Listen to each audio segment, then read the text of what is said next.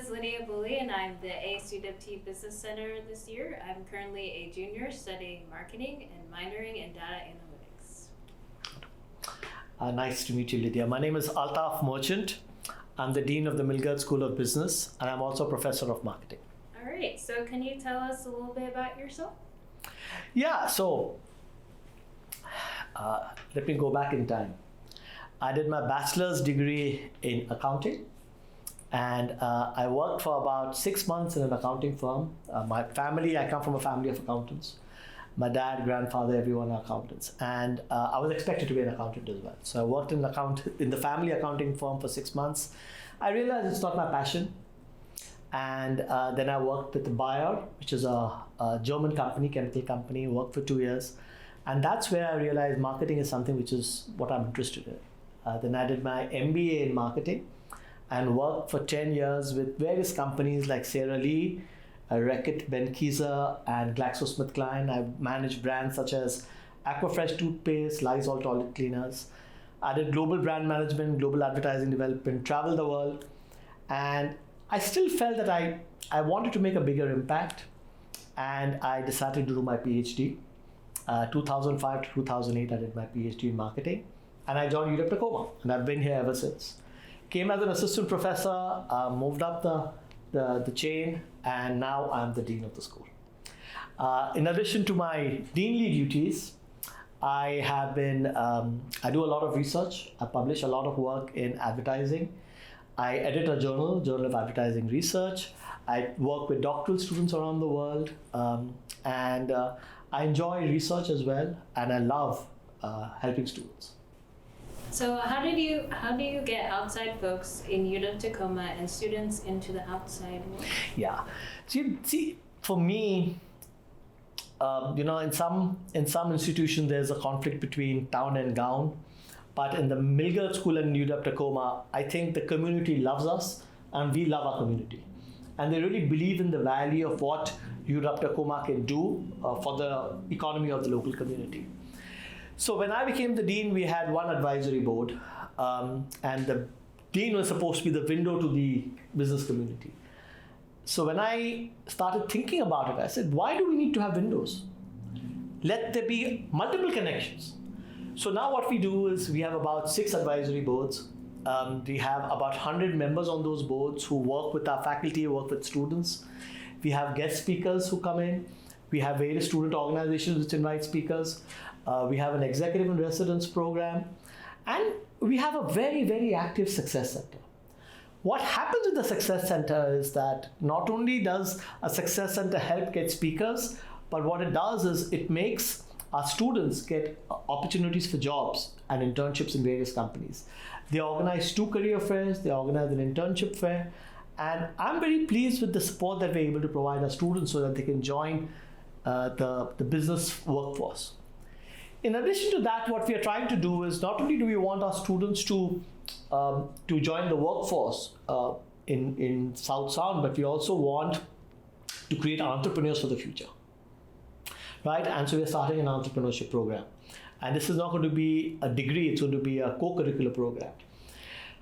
For me, education for us is not only the academic aspect, but it's a holistic view of education. And therefore, for us, it's very important that students are not only trained in the best academic programs, but they also have social skills. They have skills of how to conduct themselves in interviews, how to manage themselves in networking events, how to manage their money, how to invest their money, right? A lot of different soft skills which are so very important. And so that's the way I look at it, and we get a lot of our inspiration from the business community. That's amazing. So what is the 5-year plan and vision for Milgard? All right, so again, if you look at the evolution of any organization, and the business school also has undergone a lot of evolution. This question was posed to me recently by a community person, a CEO of a bank, and he asked me for my vision. So in the business school, we're doing a lot of different things. As you know, we have now 8 centers. We have an entrepreneurship initiative, we have Center for Financial Wellness, we have the Accounting Hub, we have Students Assisting Businesses, Center for Business Analytics, and so on and so forth. all of which are providing different opportunities to our students. But if I step back and I see and I look at what direction are we heading in, so the business school has gone through different stages. The first 10 years was all about establishing itself as a school. Right? At that time, we were the only school on campus because we had an endowed gift coming from the Milgard family. The next 10 years was to develop programs which are strong. And we have some really, really good programs. I think the next 10 years are going to be all about building our reputation as a national player. Not only do I want to have good programs, and we have good programs, we have retooled our programs. We are launching a master's program in logistics and supply chain management in a couple of years. Not only do we have good programs, but for me, it's important that our students compete at a national level. And for that, we need to provide them with those opportunities and skills through our various centers so that students are ready to take on those responsibilities. We are accredited by AACSP. Only 5% of business schools around the world are accredited by AACSP. What that means is the quality of education is really good. But that's not enough. For me, I want to be among the top 2% of schools, right? And there's no reason why we can't be. How have you advocated for students while you've been here? Yeah. So as the dean of the school, my biggest role is people management and advocating for our students. I advocate in different ways. One is advocating for infrastructure. And if you see Milgard Hall, the Financial Wellness Lab, the Centers of Excellence, good big classrooms, all that is advocating with the campus for space, infrastructure. Second is advocating for resources. One component of that is advocating with the campus for high quality teachers and professors, because I think we want to provide an excellent experience to our students. And the other level of resources is advocating with donors to fund many of our initiatives. Now remember, we are a public university, right? So we don't have very deep pockets. So we lean on the community, and that's why I say that the nexus, the link with our community is very strong. The business community is very strong. They appreciate the role we can play, and they're delighted by the quality of students. You know, what they say is our students are tenacious, hardworking, gritty, and they have the heads on the head, right? They don't have the heads flying in the sky. So they love us, and therefore it's very important for us to advocate for our students so that they provide the funding. And many of the initiatives that we run are funded by the business community. And I think those are some of the ways we do it. And then the other thing is about advocating for the future of our students. I spend a lot of time with different organizations and people around the community, and they talk to me about opportunities. Like I was talking with the Transportation Club of Tacoma, and they were saying, there's so much opportunity. We have so many hundreds of transportation companies in this area. Where is our logistics program? And that got me scratching my head, and I said, we don't have any.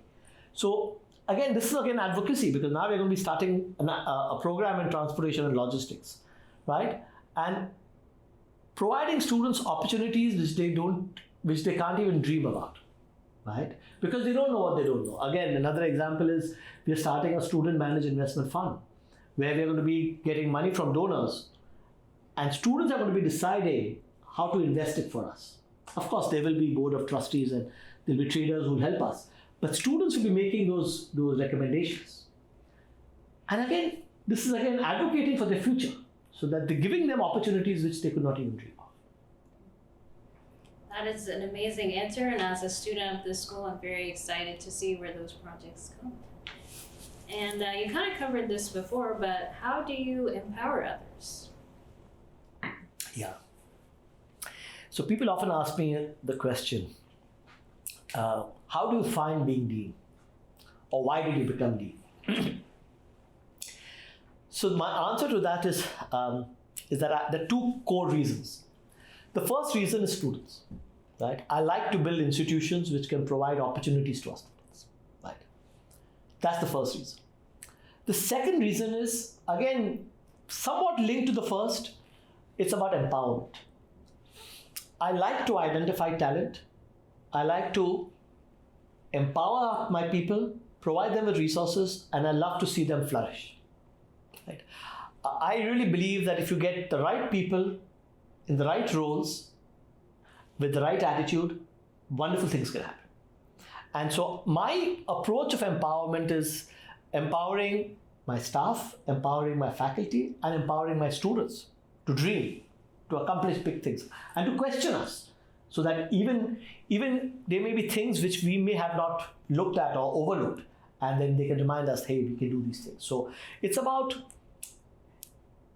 model of servant leadership. The dean is not the boss. The dean is the dean, but the dean is a facilitator. The dean is a vessel which helps others accomplish great things. When my students do well, my institution does well, when my faculty do well, and my students do well, they make me look good. And for me, that is satisfaction. So how can students work with financial literacy and investments? Yeah. So, we have started the Center for Financial Wellness, right? And the Center for Financial Wellness, if you look at the structure or the vision of the center, it's a triangle. At the base is financial literacy, then is saving, and then is investment. So we have started work around all of this. Now, this year itself, in partnership with Sound Credit Union, they have given us a generous gift. And with those resources, we've been able to hold about 10 workshops already. Workshops around things like, how do I save money? How do I open a bank account? How do I apply for mortgage? How do I apply to buy a car? And so on and so forth. So that people can take care of the money they have. Now, we don't want to stop at that. We want them to save money. We want them to invest money. Now, for the investment part of it, we have started a financial wellness lab, which is in the parlance of business school, it's called a trading floor. Right? We have Bloomberg terminals where we teach students how to use the Bloomberg terminals, how to make financial decisions based on the data from Bloomberg. And in our finance program, we are retooling all our classes to make it more up to date, make it more contemporary using Bloomberg data. As I said, they're starting a student managed investment fund as well. So again, that's doing a lot of things for our finance students. But I feel the bigger opportunity is not just for the finance students, it's even for non-finance. So if you see, our financial literacy programs are open for everyone across the campus.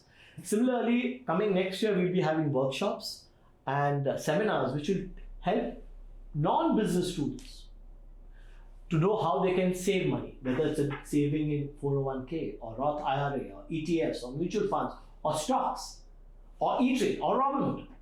Students already doing that on their own, or crypto, right? So giving them opportunities to know how to do it and do it well, and to know the risks, right? So I think that will be immensely beneficial to not only business students but the whole campus. I mean, if you look at the financial literacy seminars that we've been having, I would say our records show close to 60% of the people participating are non-business students. So students from across the campus. And I think that is the unique position of the business school, where we can lead the campus on these issues. I think that is amazing, and I also love that how we're including other students, because a lot of people don't have parents or figures in their life who teach them about that. So how do you create a space of belonging, and how do you push for that? Yeah. So if you look at belonging, and our campus or a commuter campus, there are more challenges to create a sense of belonging than otherwise.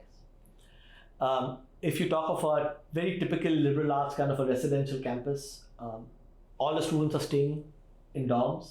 So there are lots of activities, there are sports teams, there are athletics. So there is a sense of belonging which is very natural. For us, I think we are a commuter campus. Students come, take their classes and go away. We want them to spend more time. We want them to feel involved. So there are a lot of different things we do. Our student clubs have become very active. Having sessions like this, you get to know people, get to know your faculty, your deans. We have a lot of events where we invite speakers who come and speak. We have games. We have simulations. We have panel discussions, a whole host of things where people can engage and participate. Now, that is still creating a belonging, but that's not enough, okay? That's the serious part of belonging. There needs to be a fun part of it as well, right? Recently, we had an event called Dog Bites. We had over 3,000 people who attended it. It was on campus, the first event of such a nature on campus, hosted by the business school. And I think that's an example of how belonging can be created. But it's hard. It's not easy. It's hard. So, how would you find a mentor? How would a student find a mentor? Yeah. There are different ways you can find a mentor. Now, what does a mentor do? A mentor is someone you can go to for advice. A mentor can be a faculty. Sometimes our staff serves as mentors. Then there can be formal mentors from outside, right? We have a couple of mentorship programs. We have a Milgard's Women's Initiative mentorship program, which helps get mentors for primarily women from executives around the South Sound. We have an accounting mentorship program, which is in partnership with Deloitte. We are starting an undergraduate mentorship program. Again, the first two programs I mentioned were more targeted towards graduate students. The undergraduate mentoring program that we're planning to start is going to be focused more towards undergraduate students and will help undergraduate students get mentors. Now, those are more of the formalized way of mentoring. There are informal ways of mentoring as well, right? So when you meet people in the community, when you connect with people you think you look up to, there are always ways you can seek their advice. So I think mentorship is an important component, and I'm super excited about the work we're doing and the work we plan to do. So, what is one piece of advice to find a professional job? All right, so find a professional job. First, go to the Success Center. Participate in Success Center events. We have events where we teach students how to participate in interviews. We teach students how to eat with a fork and a knife, because that's important. So not only do we help them with their resumes, we help them with the soft skills which can set them up for success when they actually go for interviews. We have career fairs where we have about 50 companies in each career fair which come and meet students. So what I would say is, firstly, go to the Success Center, have them look at your resume, have them look at your cover letter, attend career fairs, attend events of Success Center, attend events of other organizations, other student organizations, attend events which the business school organizes on different topics, right? And then put yourself out there. Don't eliminate yourself, right? I remember when I was teaching in 2014-15, students would come up to me and say, Dean, Dr. Merchant, we're thinking of applying a job. And I'd say, okay, why are you not applying to this national company? Oh, no, why would they want us? Don't eliminate yourself. Put yourself out there. Just because you apply doesn't mean you're going to get the job. And even if you get the job, you may choose you don't want it. And that's okay. But what I would say is, put yourself out there. Get internships, get them soon. Don't wait till your senior year, because by the time you're senior year, you're in a competitive environment. So the sooner you get internship, the better it is. That's amazing advice. So what is some advice for students with success, to have success in school, work, and in life? School and? In school, work, and life. Okay, school, work, and life. Firstly, work hard. Okay, I think there is no substitute to hard work. Work hard, but at the same time, balance between work and life. Don't wait for life to happen. Life happens when work happens. So make sure you carve out your time for something personal. Whether it's a hobby, it's an interest, it's a spouse, whatever it is, make sure you balance your work and your life. And then what I would say is, don't be closed. If you look at a career journey, when you're young, you think the career journey is a straight linear line. It's never a linear line. It's a zigzag line, it's a curved line. So don't hesitate to take chances. Bet on yourself, right? Because You may find that your first choice is not happening, but maybe your second or third choice is probably better than your first choice, right? And also the other thing I always tell my students is life is all about making lemonades. When you feel that you're getting a bad deal or things are not working out, make the best of that opportunity and maybe something great will come out of it. So I think these are a couple of things I would really want students to think about when they plan their lives. Great. Well, thank you so much for answering all these students' questions. And thank you for allowing us to interview you today. Thank you very much, Lydia, for the interview and everything that you do for our students and the school. Thank you.